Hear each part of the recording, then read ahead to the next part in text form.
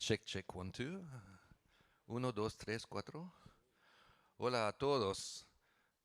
Me encanta estar aquí hoy para hablar de música latina con amigos que vienen de todas partes de, de los Estados Unidos y América del Sur. ¿Qué le parece la ciudad de París? ¿Hay hermoso? ¿Sí? Muy bonita la ciudad. ¿Muy bonito? ¿Sí? ¿A ustedes también? Sí, preciosa, precioso, muy chido. Muy, okay. Okay.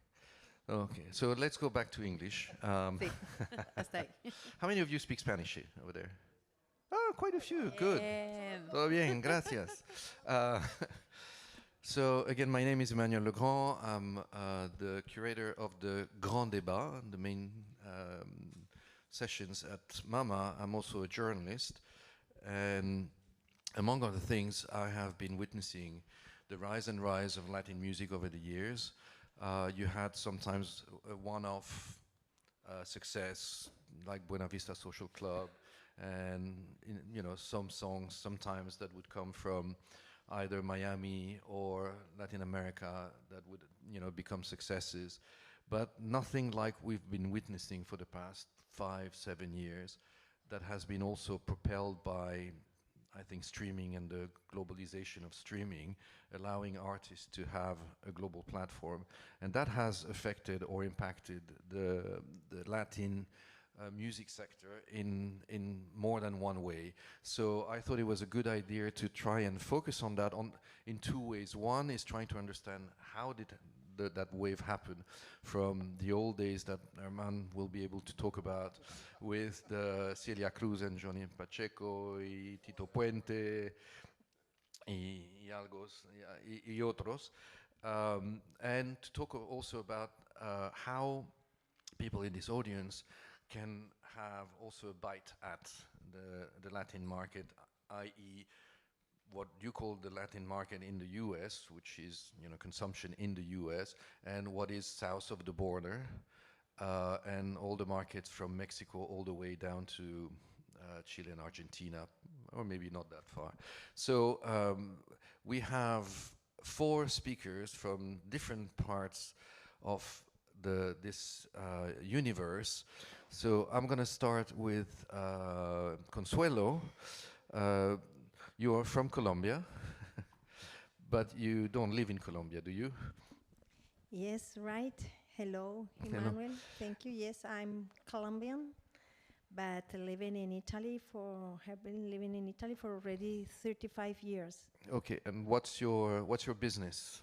My business is music. Okay, my business. I'm the founder and advisor of a music talent agency called Música, Música. And we have been focused on building bridges. This is cultural bridges, bridges between Colombian artists specifically and audiences globally. We are focused on touring, artistic strategies, and developing of artists to enter into new international markets and beyond the Latin boom. So we are really focused on the cultural and diversity, and to bring and to show the diversity of Latin America, especially Colombia. That's a great mission. Cynthia Flores. Hi. Well, I do have a booking agency there in Mexico City.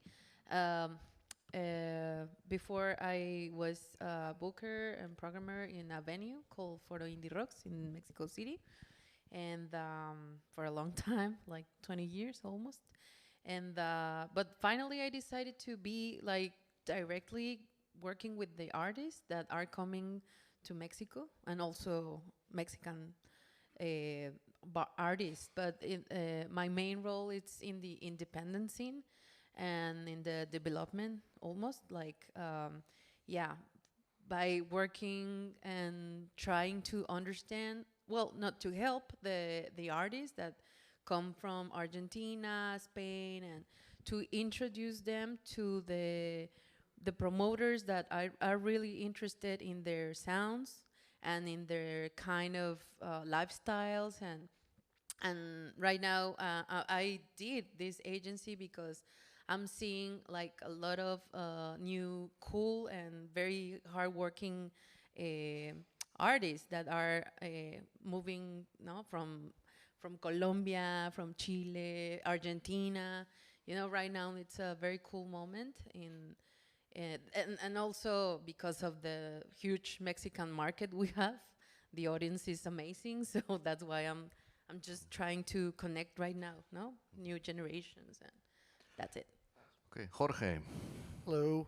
Thank you first off for having me here. Very pleased to be here. Love Paris, of course.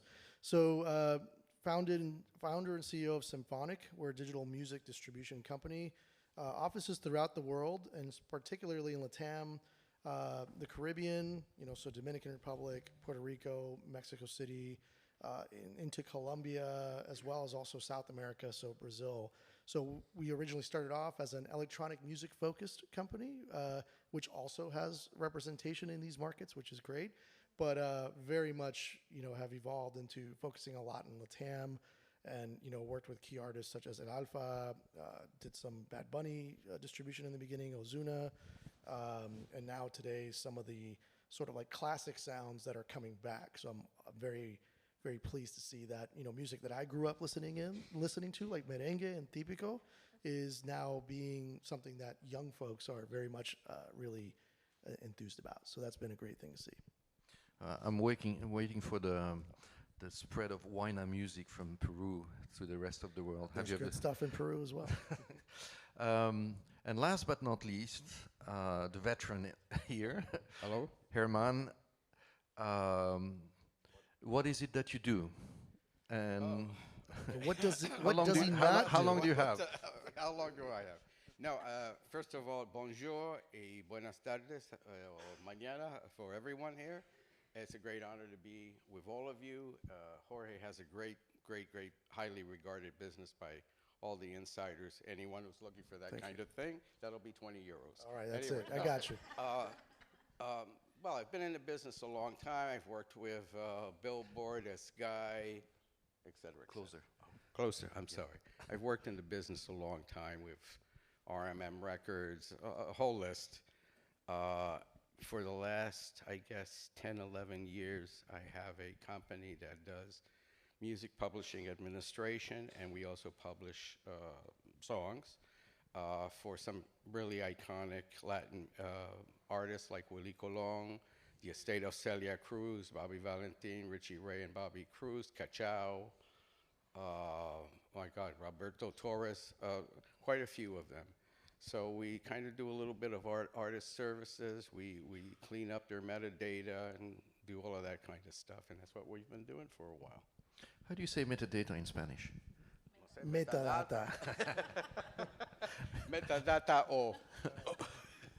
Okay, so let's start with the first question, that I was addressing in my opening remarks, is, how did it happen that Latin wave that we've been experiencing over the past probably 5-10 years? Who wants to start, Jorge? Well, yeah, I mean, I think definitely streaming helped, I think, to really expose it on a worldwide level. I think what's interesting is we're talking about Latin music, but Latin music now has become much more than just one genre. It's like every genre, effectively, and it's really crossed over into different styles and different languages, and also just becomes something where it's now typical to hear a song in English and in Spanish within the same piece, which is basically driving folks in the DSPs crazy with the metadata standards, but that's another story. So I think we noticed it really, I would say, when Spotify really started to launch a lot in the US. They're quite large, obviously, in Latam markets as well, but obviously the power of YouTube just being so easily accessible, I think really helped expand the reach and the ability for folks to discover this new sound. I was also in Morocco a few years ago, and just to be going on like a tour and hearing reggaeton from Puerto Rico, like in Morocco, just really dawned on me how much this genre has just kind of like exploded. And I think ultimately when we asked the question of like, how did you hear about it? YouTube and digitally, and just being able to discover it in an easy fashion, more so than before. But it also started with music, and artists. So the infrastructure was there to push them, i.e. the DSPs, the Spotifys of this world, and especially YouTube in Latin America, which is the #1 platform to discover music over there.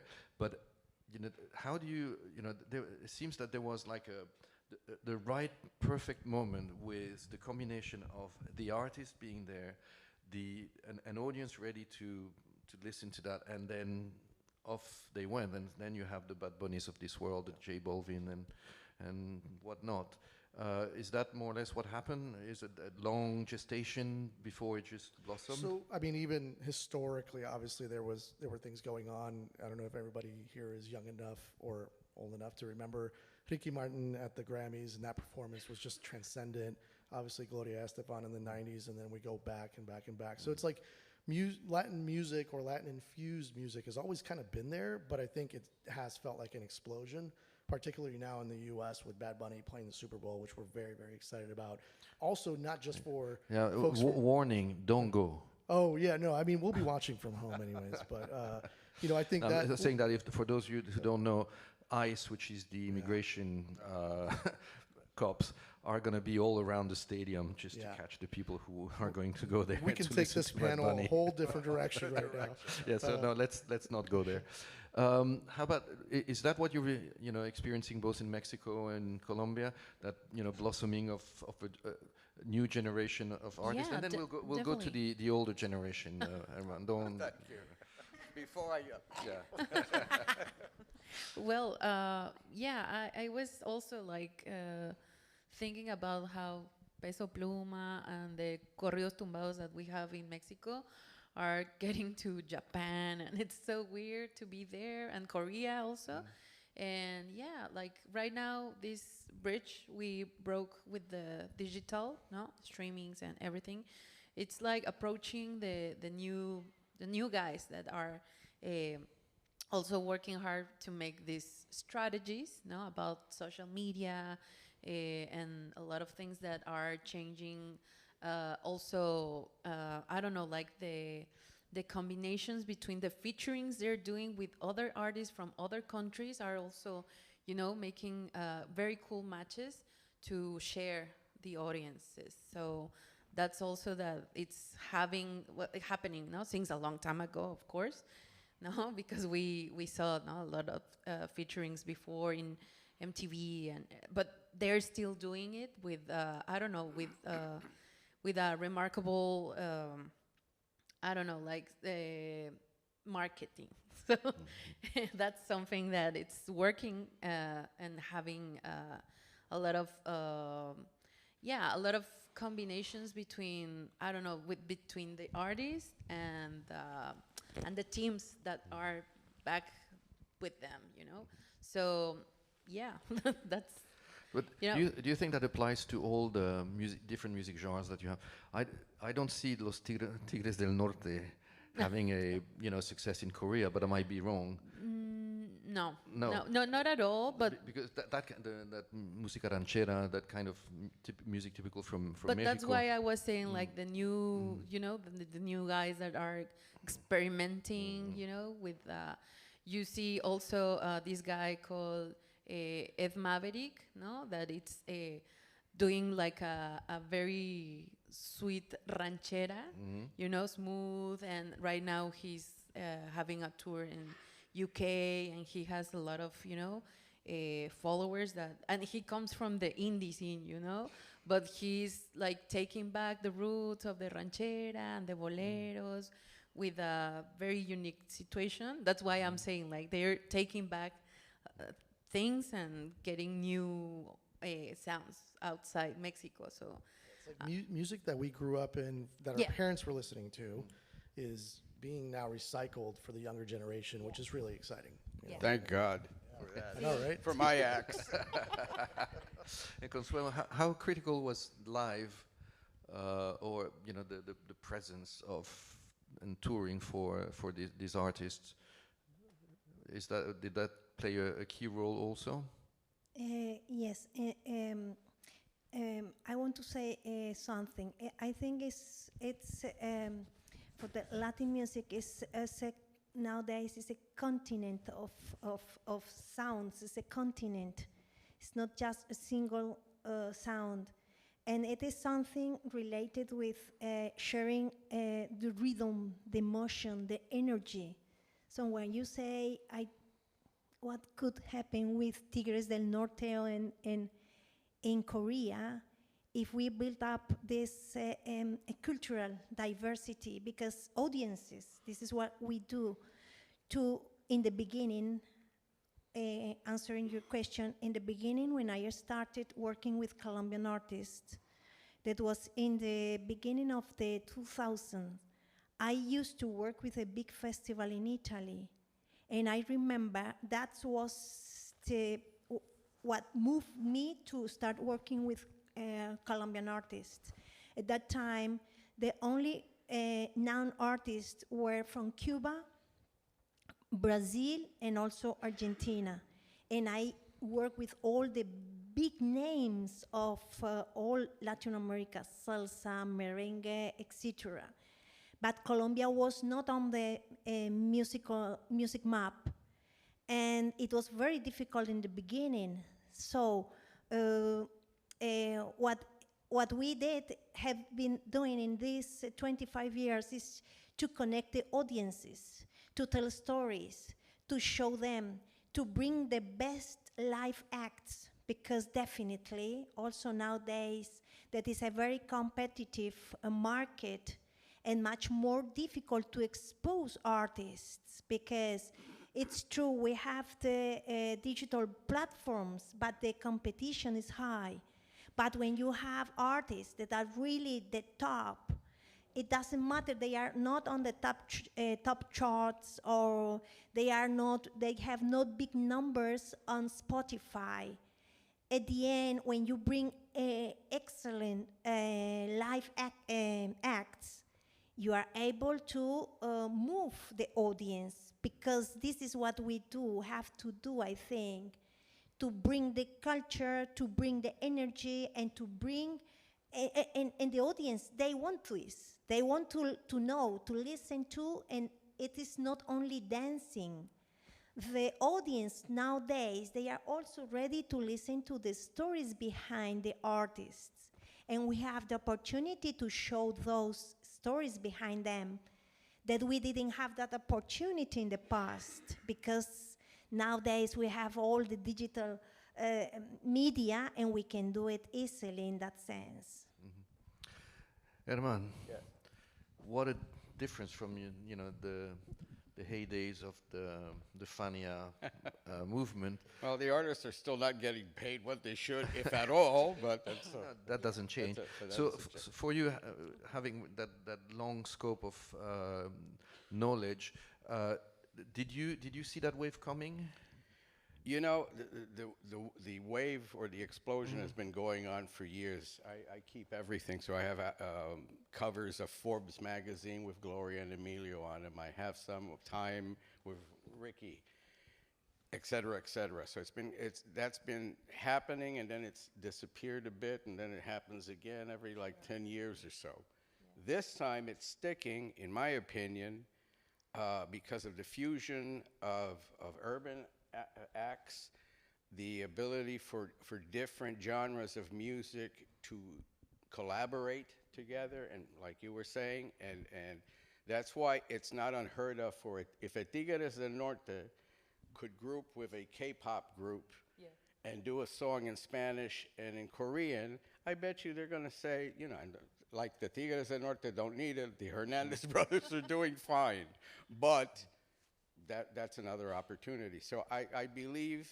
I did want to say one thing. France, in particular, as a European country, has been the most open to Latin music, to African-American jazz, always since the 19th century. So this has been going on And collaborations have been going on. They're not as well known, but you know, just work with other people. Don't, you know, get involved too much in things. Have a way of working out in life for if you continue. So that's my. I also think like one of the underlying aspects of the success of like Latin is the fact that, you know, now in the U.S. particularly, it's the biggest minority. You know, so I think so much of the U.S. is Latin that that's certainly helping to influence others that are non-Latin to be able to actually pay attention and want to be involved in the genres and the rhythms, etc. Well, ironically, the only state in the U.S. that is officially bilingual is not a Latin state. It's Louisiana because there's a French constitution over there. So French is supposedly also the official language of Louisiana. But when you go to Miami, you have a feeling that actually there's more people speaking Spanish over there than people speaking English. So I think that probably has an impact. And all, you know, and when you go to Miami, you have all the countries that are represented over there. So that cross-pollination must have an impact. And you have the studios, you have the, you know, the recording studios also, and so on. So that creates the infrastructure. I suppose you're using that infrastructure now for your own benefit. Definitely, yeah. I mean, but even beyond that, I think what's also cool is that now, because of the advent of things like TikTok, you know, you're hearing like. There's such trends going on with like DJs that we're going to take one genre or one classic song, you know, and mixing it into house music, and now somebody's going to be a fan of that song originally as well as the remix. So I think that digital infrastructure has just been massive for scale of the genre in my view. As a distributor, what are you looking when you decide to sign a label or an artist directly? What are you looking for? I think one of the biggest things is consistency. You know, so I think generally, even beyond, you know, a Latin particular discussion, it's just important for artists to really have more than just one song or one album. The DSPs are certainly interested in seeing what a career looks like and what a plan looks like for an artist. So that's one of the biggest things that we look at in terms of, you know, release schedule and what their plans are. And certainly everything else effectively matters. I do believe it is a very challenging time to be an indie artist nowadays because you have to do so much. And you have so many sort of like threats with AI and things of that nature. But if there's just one very basic thing that we are big fans of is somebody that has a consistent sort of like mindset around their music. And they're looking at this as building something rather than, you know, going from the bar to the arena, you know, immediately with one song, for example. Anybody wants to add something? No? I'm turning to the bookers here, the agents. Have you witnessed a change in attitudes from, say, festival curators and also from venues, programmers, and all that when it comes to the artists that you are trying to push? Yeah, right now I think, well, I will tell about Mexico, no? It's the main information I bring to you, but it's right now there are more promoters, others than Ocesa and Live Nation together, that are together right now. But yeah, young people that it's having these very well curated festivals, very boutique, no, festivals that are trying to look forward for these new sounds from all around the world, of course. But yeah, they're making more bets, no, in new sounds and new. That's what I really enjoying, no, and also with the venues are yeah, I'm deeply growing like in their kind of structure they having with the alternative worldwide scene. Maybe it's because also, no, in Mexico a lot of people wants to come, no. It's very attractive for them to get into the market because yeah, the statistics said, no, for the all the I mean, Spotify, Apple Music, they have these numbers about the listeners that we are in Mexico that are so into music. So that's why they want to come and yeah, do press strategies and everything, but they want to play live. So yeah, we are making all the efforts between the venues and the promoters to get a space, you know, the new ones. I mean, because there are a lot of bars, new bars, and middle. I mean, like 500 people venues that are opening in Mexico City. And right now, what we feel is that outside Mexico City, there are more venues, no, that are working with the quality we need, no, to play live shows. So this is a very cool moment. So that's why I'm feeling there are more like exchanges between Mexico and other countries that want to come. So this is very good. Same experience for you? From my personal experience, I can say that it is very important to invest time in understanding the market.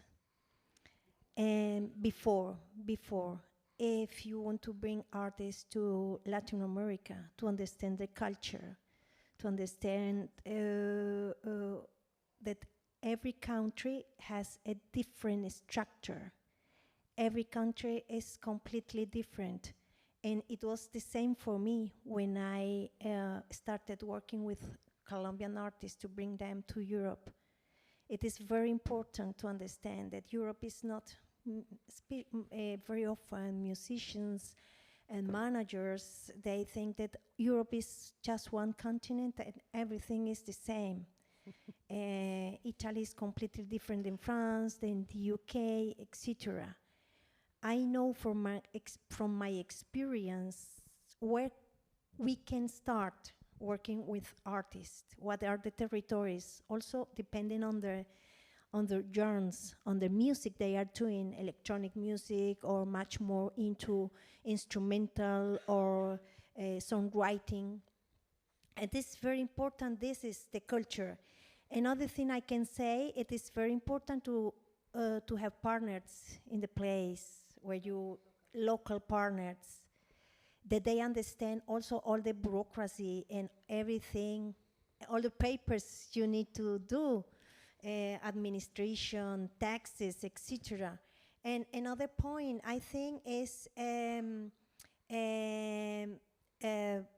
support to have a very good performance, live performance. I already talk about this, but this, I think those are the main points. So first, listening, and second, to act, and not the other way around.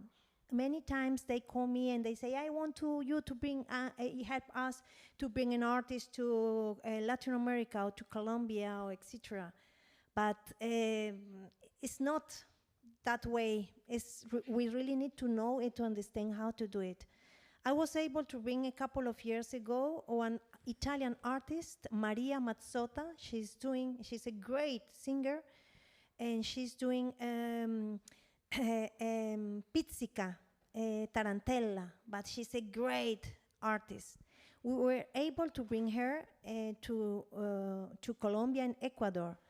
It was a big effort, but I think if we continue working in that time of, they don't know absolutely about Italian music, about tarantella or pizzica, but there is a relation between some also. The story behind that music is related with some music in Colombia, culturally talking, so that's very important. How you tell, how you show the story behind the artist, and then it's always related with culture, I think. Herman, you want to pick up on that? I saw you, you know. I absolutely agree with you in terms of the business side of it. So knowing what forms you need to fill out, all the tax stuff and all of that. But even more interesting to me is the fact that about bringing in an artist that music fans in Ecuador and where was the other place, Peru? Colombia would not normally take to, and yet they do. And that's the great thing about music is that you never know. Flying in, I saw a film on Charlie Chaplin, and it turns out that Charlie Chaplin was a Gitano. He was a gypsy. And then they showed gypsy music being played and that it was from northern India. And then they showed in India. So there's always a relationship with all kinds of music, and it's promoting it in different ways, and hopefully even promoters working from other countries together and saying, you know what, you have your people from Colombia, I have my people from Mexico, and we heard from so-and-so, let's try to do something together. By the way, I never asked you that question, but have you, since you're presenting, say, heritage catalogs, have you seen an uptake in revenues and usage of that music in the past few years compared Absolutely, to... Yeah? absolutely, absolutely. So you're you know, in certain territories, minuscule, but you see it, and you see, you know, obviously you always saw Japan, and we just signed something with Nichian, and they sent the first statement, and it was better than I expected. But Korea and Slovakia and all kinds of places that you would say, my God, Cambodia, and they're playing Idilio by Willie Colon and whatever, but they are, you know, or they're playing La Boda de Ella by Bobby Valentin, or etc. Just to add a little thing, when I first came to Paris in probably about 2018, I took the Seine River thing, and the only music I heard was Mark Anthony in India being played on. And then this time last night, I rarely drink. I went to a place called the Black Pearl, and I'm sitting there with a Corona beer, and across in the little park, they're playing Ismael Rivera, Las Caras Negras de mi Gente Negra, and I'm saying, my God, you know, it's Ismael Rivera can't be more Puerto Rican than that deep, and it's here in France. I'm listening. I hear it here more than I do in New York, so it's a great thing. And you'll get public performance rights. Exactly, and you know, learn about all music, all types of music, all countries, all genres, whether you like them or not, because that feeds you for your songwriting, for whatever it is in business you're going to do. You're going to say, this is like this, or this comes from that. You know, be open to everything, because that's the way, in my opinion. One thing that has changed, and I remember when I was living in Lima in 1977, the biggest event of the year was Barry White performing in one of the Provident Teatro Nacional, algo así, and that was the one event of the year, and that was probably the only international art. Now the infrastructure has changed. You have venues everywhere, you have concert promoters, you have the whole ecosystem that actually allows you to have multiple country tours and so on and so forth. That must be also a boost to the industry and to the economy, the music economy in the region, right? I would say so. I mean, again, I like to use Bad Bunny a lot as a reference. I mean, what he did with bringing everybody to Puerto Rico just for him and bypassing the U.S., A, is a great statement, and B, just the economic boom that did right there for Puerto Rico was massive. So I think that just shows, and what's great is that wasn't just for Puerto Rico, that was for fans all over the world. I mean, we met people when we went that were from France, that were from different countries, going there because they were gravitating towards the genre as well. So I would also like to say that this is something related also with cultural confidence. Nowadays, in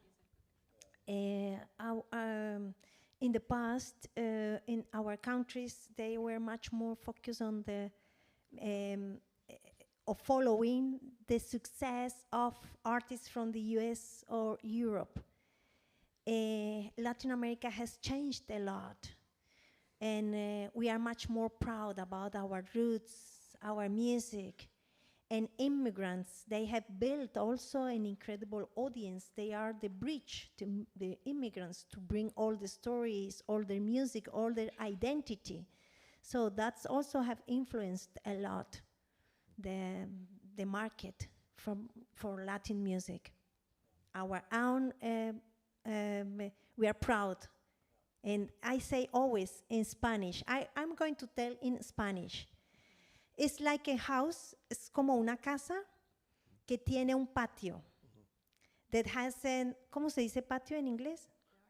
A backyard. Yeah. A backyard. And you have all the fantastic and exotic nature. All el palo de coco, el palo de mango, el palo, todas las frutas. But we didn't realize we had that backyard. Nowadays, artists, this is what was my experience when I started working with Colombian artists in the beginning of the 20s. They realized, oh my God, we have an incredible backyard. Why we are looking to sound like, I don't know, artists from another regions? We have a richness here. So they brought that backyard in front of the house. That's a very good way to sum it up. I'd like to take questions from the audience, if there are any. Yes, no, maybe. Si, vous avez le micro, par hasard, s'il vous plaît? Au troisième rang, il y a un monsieur. Si vous pouvez lever votre bras, s'il vous plaît. Voilà, merci beaucoup. Hey, so I'm Juan. I'm the music merchandiser for the platform Cobos, the DSP Cobos. My question was,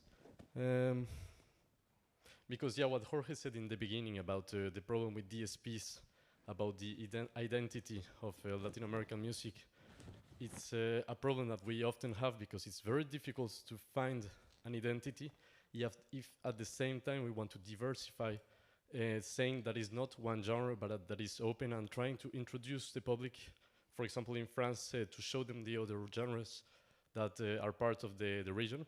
So I would like to ask you, what is for you the best plan to market Latin American music? If it's more about finding an identity, or if it's more about trying to diversify? With your thoughts, if you know, if it's already that we already have an identity, or if it's more important to show everything, but not to be loosened in the 200,000 songs that we receive every week. Thank you. And so you said you're from Cobos, right? Yeah, Cobos. Okay, Cobos is a French, Paris-based DSP. Awesome DSP, by the way. With high quality sound, which is always good when you have good music. Yeah, it's a great, difficult question to answer as well. I mean, yeah, right. I mean, one of the things that I, at least, when I'm talking to artists that are interested in Latin America, or artists that are from Latin America that are trying to break into new territories, it's difficult unless you're getting some sort of traction in the territory to really focus on that. And this is where obviously your analytics and your data matters in terms of where you can prioritize on it. I have given the advice to artists to be very open to collaborating with folks from different regions. I think that is kind of going on the diversity side, or diversifying at least your listener base, so to speak. I think that creates some opportunities to be able to, if there's an artist in Mexico, be able to work with someone that is potentially French speaking. And maybe you do have multilingual type music at that point, but then you're at least exposing each other to the different territories based on your listeners. So collaboration in that regard has been, kind of like the easiest piece of advice that I've given. Not that it's easy to create great music and to collaborate, especially across oceans, so to speak, but that's been one way to at least expose that. And then I think ultimately it becomes, a product decision for DSPs, if that's something that they feel is meaningful or interesting. Because, some DSPs don't need to necessarily, or just businesses don't necessarily need to chase trends. They just have to do what they feel is going to be best for them.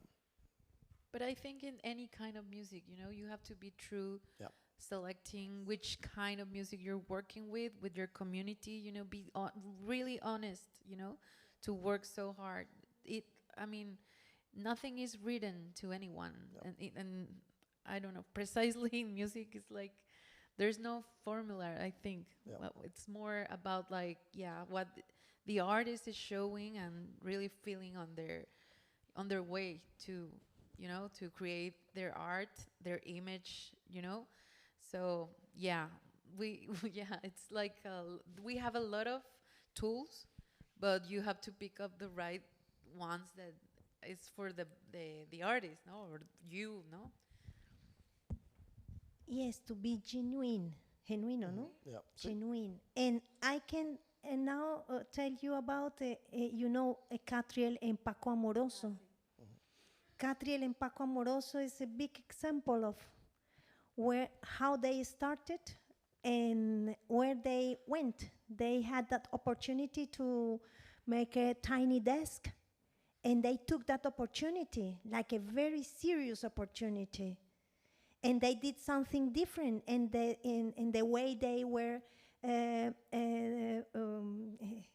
dressed, etc. In their music, they absolutely the team, everything behind. So that's why to be genuine, to be innovative, and that's, I think, it's not easy. It's not that you are having the results immediately, but you will for sure. Gracias. We have a question here, just behind you. Gracias. Hi, my name is Jean-Paul Tamayo. I'm an artist, and I also have my own record label, and I'm half French, half Colombian. And since many years, when perception here, I would say in Europe, from Latin music is always cataloged as world music. And today we're still talking about Latino music. My question is, don't you think it would be better to say that we have just a different type of genres which are just sung in Spanish? Totally. I mean, the distribution of music, whenever we're doing it, it's a parent genre and a subgenre, and then we have to then state the languages that are involved in the recording, for example. So I think it then is how it's searched is dependent on the platforms and how they're displaying that ultimately. I look at it more so as genres than I do necessarily like, cultures. It just happens, like I mentioned earlier, the fact that Latin is now infused in hip hop and in all these different genres all over the world is a great thing. And also that's the same for different languages, even French as well. I mean, I've listened to hip hop in French and different genres as well. So I think, at least in the distribution world, that's how we would categorize it, and that's how we distribute it. And then I think the platform, bears that responsibility and sort of like how they would actually show that. One last question here. Hi everyone, Pierre from Believe. I work in Believe in France, and thank you for your sharing. And I would like asking you from more in the local market into the LATAM.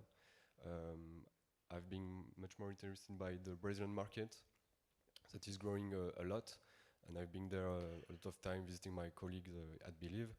And what are you thinking about the evolution of the revenue in local, about the market share in terms into the DSP, because it's an emerging market, and what do you think about and what do you think taking from mature market like France could add more revenue from this market? And I have a specific question about that. So first is about the DSP and the revenue from streaming, and the other one is from merchandising strategies, linking with physical that is really low in LATAM, especially in Brazil. I don't know from Colombia, from Mexico, but I know in Brazil it's very low. It's under 1% of the market. But do you think we can reshape this market and maybe get more revenue from that in the future years. Okay, but just to start with, next year we did not include Brazil this time to really focus on the Spanish-speaking music. Next year we're going to have a focus on Brazil. It's already been decided. So, but last year, Junior from Map Music went with Mouzan and a lot of artists like that. But yes, next year I hope. And so, yeah, I just wanted to say that Brazil is booming significantly. In fact, like that's one of our fastest growing territories as a company. Of course, I'm telling Believe this right now. That's wonderful to do. No, but it is really a fast growing territory. Competitors. Hey, they keep you on your toes. Friendly competition. Yes, sorry, George. we have great friends, I believe, so not a problem. But yeah, Brazil is definitely booming hard. I mean, what's been great is that there have been price increases in different territories, which will then ultimately lead to more revenue occurring. I think that, we are very lucky to be able to only have to pay a very minuscule amount for the world's music all over the place. And I think that ultimately, in order for artists to make more, in order for territories to make more, price increases are something that I'm personally favorable on, even though as a consumer, you're getting affected by that. But I think ultimately that will be the big driver of more revenue growth in that regard. The pool of royalties is certainly skewing more international from beyond US, which I think is a great sign for everybody here in Europe, in APAC, and also in Brazil as well.